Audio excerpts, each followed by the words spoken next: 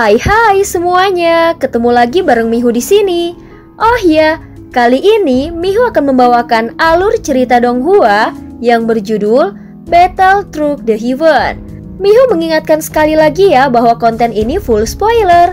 Tanpa lama-lama lagi, yuk langsung aja kita masuk ke isi ceritanya.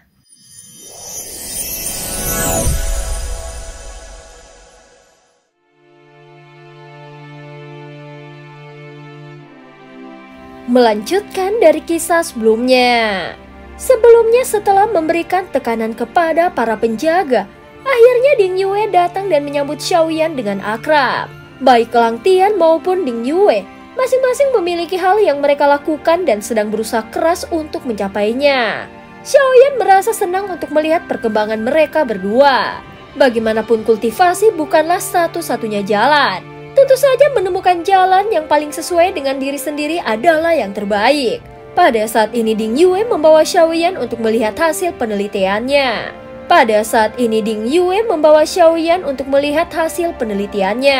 Kapal Taisu yang sebelumnya diperoleh telah sepenuhnya dimodifikasi olehnya agar dapat dikendalikan oleh dunia sensi. Namun ada beberapa elemen dari Taisu yang masih ikut masuk ke dalamnya. Meskipun begitu, masih ada banyak hal yang tidak bisa dipelajari, baik dari segi material maupun metode pembuatannya. Ding Yue menunjukkan ekspresi pasrah untuk hal ini. Meskipun berhasil merebut sebagian teknologi Ming He kuno, namun inti dari teknologi Taisu tetap tidak mereka miliki. Oleh karena itu Ding Yue merekrut sekelompok orang yang tertarik dengan teknologi inti tersebut untuk menelitinya lebih lanjut. Orang-orang itu membutuhkan waktu lama untuk mencapai terobosan. Jika ada kesempatan, aku akan mencoba menangkap seorang master perancang dari Taisu dan membawanya untukmu, ucap Xiaoyan sambil tersenyum. Meskipun dia tidak berniat bergantung pada teknologi Ming He kuno, kenyataan bahwa Taisu menggunakannya untuk menaklukkan berbagai dunia menunjukkan bahwa teknologi ini memiliki nilai yang tidak bisa diabaikan. Namun hingga kini mereka masih belum menguasai teknologi intinya. Xiaoyan kemudian memberitahu Ding Yue tentang pengamatannya. Taisu mengintegrasikan teknologi Ming He kuno ke dalam tubuh binatang ajaib, lalu mengubah mereka menjadi alat perang. Itu sesuatu yang benar-benar luar biasa. Selain itu dalam pertempuran terakhir, tampaknya Taisu juga melakukan eksperimen yang lain. Mereka sepertinya sedang menggabungkan berbagai garis keturunan binatang ajaib, mencoba menciptakan makhluk gabungan yang lebih kuat. Mungkin karena mereka tidak mendapatkan kesempatan untuk menggunakan eksperimen ini dalam serangan sebelumnya, dan sepertinya mereka baru mulai menelitinya setelah sampai di dunia sensi. Namun tampaknya ada sesuatu yang telah terjadi, sehingga tidak diketahui apakah eksperimen itu berhasil atau tidak.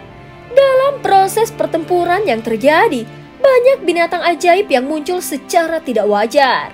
Mayoritas dari binatang ajaib ini adalah hasil modifikasi dari Taisu. Ketika mendengar ini, Ding Yue tiba-tiba menjadi sangat bersemangat. Xiaoyan, ayo ikut aku. Ini adalah rahasia terbesarku. Kau harus menjaga kerahasiaannya. Ding Yue berkata dengan penuh semangat. Pada saat ini Ding Yue segera membawa Xiaoyan terbang menuju salah satu gunung baja raksasa. Di sana terdapat sebuah gua yang mengarah langsung ke bagian dalam gunung. Begitu memasuki gua yang gelap, tiba-tiba pemandangan di depan mereka terbuka lebar. Gelombang panas menyapu tubuh mereka dan suara dentingan logam yang dipukul bergema di sekeliling. Melihat pemandangan ini, Xiaoyan akhirnya menyadari bahwa dia telah meremehkan Ding Yue. Di sepanjang dinding baja yang kuat, terdapat bola-bola logam hitam yang tertata rapi. Xiaoyan segera mengenali benda tersebut. Ini adalah bentuk lain dari baju besi dewa setelah terpisah dari penggunanya. Ketika Xiaoyan memandang ke sekeliling, jumlah baju besi dewa yang tersedia sudah mencapai puluhan ribu. Ini adalah baju besi dewa yang telah kumodifikasi. Sekarang makhluk sensi sudah bisa menggunakannya untuk sementara.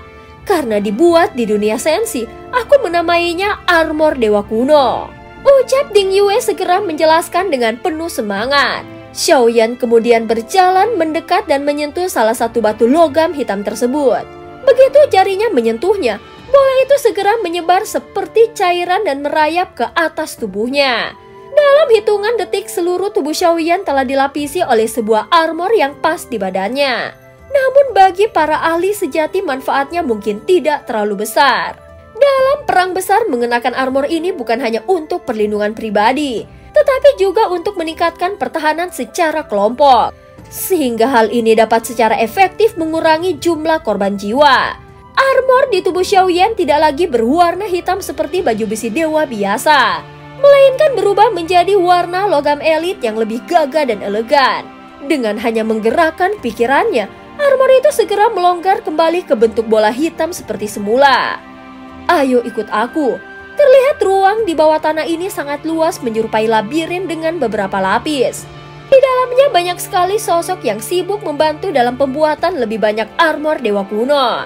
Ding Yue terus membawa Xiaoyan turun lebih dalam. Semakin gelap suasana di sekitarnya hingga pada akhirnya mereka mencapai lapisan pertahanan terdalam, di mana mereka berhenti di hadapan kegelapan yang pekat. Ding Yue segera mengangkat tangannya dan mengetuk jarinya. Honglong, sebuah suara bergema dari dalam kegelapan.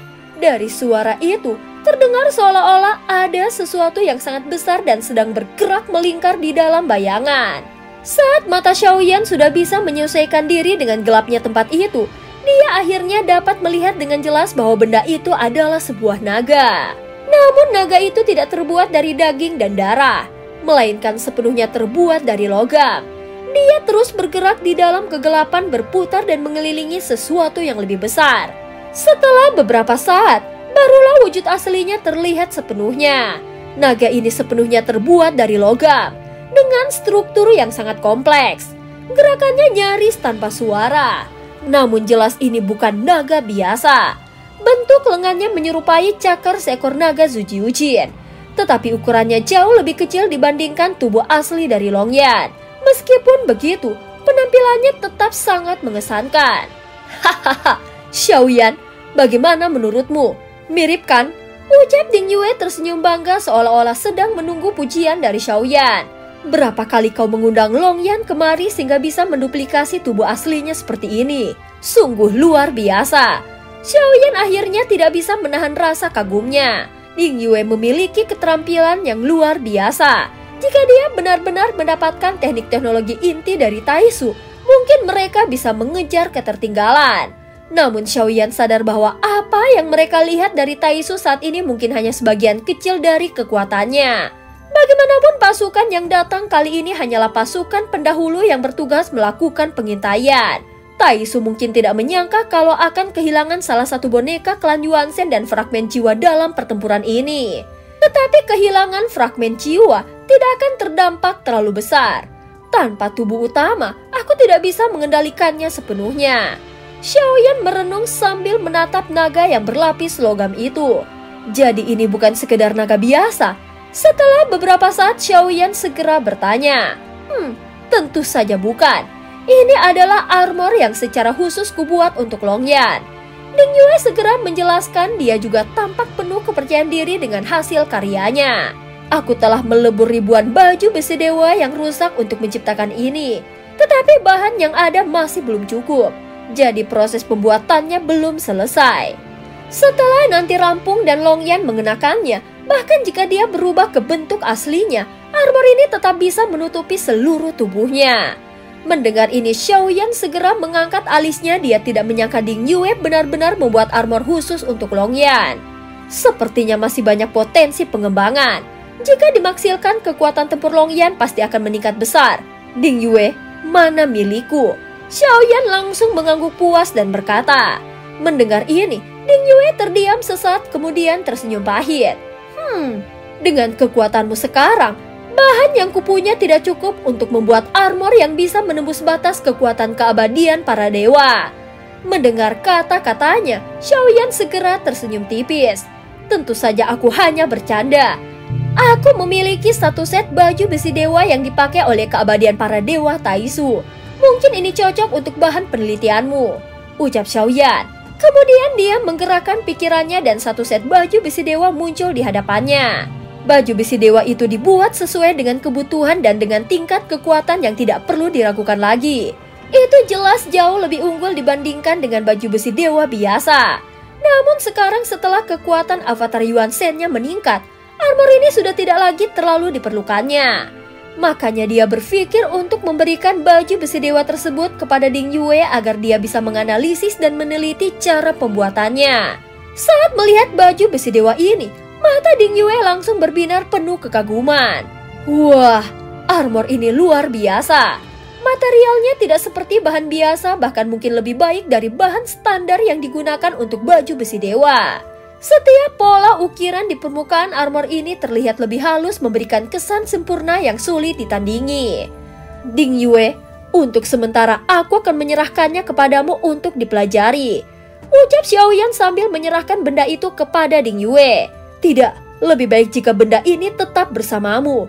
Itu pasti akan berguna di dalam pertempuran, ucap Ding Yue menolak dan melambaikan tangannya. Namun saat melihat ekspresi Xiaoyan yang mempercayakan benda itu kepadanya untuk diteliti, Ding Yue merasa Xiaoyan benar-benar sangat mempercayainya. Tidak apa-apa, aku tidak membutuhkannya untuk saat ini. Jika diperlukan, aku akan mengambilnya kembali, ucap Xiaoyan sambil menyerahkan baju besi dewa palsu kepada Ding Yue. Yang terakhir menatap Xiaoyan dengan tatapan terkejut. Namun akhirnya dia tetap menerimanya. Setelah itu Ding Yue kembali mengajak Xiaoyan berkeliling. Tetapi Xiaoyan hanya melambaikan tangannya memberi isyarat bahwa dia tidak ingin lagi mengganggu Ding Yue. Setelah berpisah dengan Ding Yue, Xiaoyan terus berjalan menyelusuri alam dewa kuno. Sebelumnya dia telah meninggalkan sumber daya dalam jumlah besar di tempat ini, sehingga menjadikan alam dewa kuno semakin berkembang menjadi tanah suci. Bahkan energi spiritual di sekitarnya pun terasa jauh lebih kuat. Berkultivasi di sini jelas dapat meningkatkan kecepatan kemajuan secara signifikan. Bahkan sebuah akademi khusus telah dibentuk untuk melatih generasi baru para ahli. Seiring berjalannya waktu, akan semakin banyak jenius yang muncul. Tentu saja dengan syarat alam dewa kuno tetap berada dalam keseimbangan yang baik.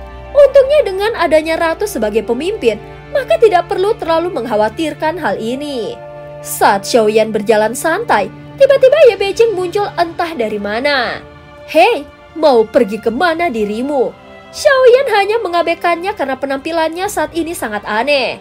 Dengan pakaian yang mencolok dan wajah yang terlalu cantik, dia akhirnya menjadi pusat perhatian di sekitarnya. Sepertinya Ding Yue telah membeli rok pendek dari alam dewa kuno, sehingga memperlihatkan kaki jenjangnya yang seputih giok. Mata kakinya dihiasi lonceng emas kecil yang berbunyi setiap kali dia bergerak, membuatnya terlihat seperti gadis lincah yang penuh energi. Senyumannya yang cerah semakin memperkuat kesan seorang gadis muda yang ceria dan penuh semangat. Xiaoyan menatap Ye Beijing yang tampaknya bisa berubah menjadi wanita dengan gaya apapun sesuai selera Xiaoyan. Meskipun begitu, Ye Beijing cukup tahu batasannya. Jika Xiaoyan tidak berbicara, dia juga hanya berdiri diam tanpa mengganggu. Sikapnya ini membuat orang sulit merasa terganggu olehnya. Saat ini Xiaoyan telah berhenti melangkah. Tatapannya tertuju kepada Ye Beijing yang tampak canggung. Dia sudah tidak tahu berapa lama terjebak di dalam kebingungan. Saat menyadari Xiaoyan menatapnya, mata Ye Beijing membesar, memperlihatkan kepolosan dan daya tarik yang hanya dimiliki seorang gadis muda. Ada apa? Tanya Ye Beijing dengan nada lembut, suaranya pun berubah menjadi lebih feminim. Ayo bicara sebentar, ucap Xiaoyan sambil berhenti di depan sebuah restoran. Di dalam hatinya masih ada banyak pertanyaan yang ingin dia tanyakan kepada Ye Beijing. Dia tidak memiliki niat buruk, hanya ingin melihat apakah dia bisa mendapatkan jawaban. Baiklah, Ye Beijing langsung berseru riang lalu bertepuk tangan dengan gembira. Dia segera meletakkan kedua tangannya di belakang punggungnya, sedikit mencondongkan tubuh ke depan dengan ekspresi yang anggun. Tatapannya yang indah menampilkan kelembutan dan pesona yang luar biasa. Jika bukan karena hati Xiaoyan yang sudah cukup teguh dan pemahamannya yang cukup jelas tentang siapa Ye Beijing sebenarnya, maka dia mungkin akan tertipu oleh kecantikannya. Bagaimanapun juga, tujuan utama Ye Beijing tetaplah ingin mendapatkan tubuhnya. Oleh karena itu Xiaoyan tidak boleh lengah sedikit pun. Setelah masuk ke restoran, Xiaoyan memilih meja di lantai 2 dekat jendela. Saat ini di dalam restoran banyak orang yang sedang minum dan makan. Pada dasarnya tidak ada satupun manusia biasa di alam dewa kuno, sehingga makan dan minum bukanlah kebutuhan utama mereka. Namun keberadaan restoran tetap memiliki maknanya sendiri. Dalam perjalanan waktu yang panjang, Makhluk hidup bukan hanya sekedar eksistensi tanpa perasaan, mereka memiliki emosi, keinginan, dan kebiasaan. Kini makan dan minum tidak lagi tentang kebutuhan fisik, melainkan lebih kepada kebutuhan emosional dan spiritual. Pada saat ini Ye Beijing bersiap menuangkan minuman untuk Xiaoyan. Namun kali ini Xiaoyan lebih dulu mengambil kendi arak dan menuangkannya untuk Ye Beijing. Aku punya beberapa pertanyaan untukmu, jadi bisa dianggap ini sebagai tanda penghormatan, ucap Xiaoyan berkata sambil menuangkan minuman.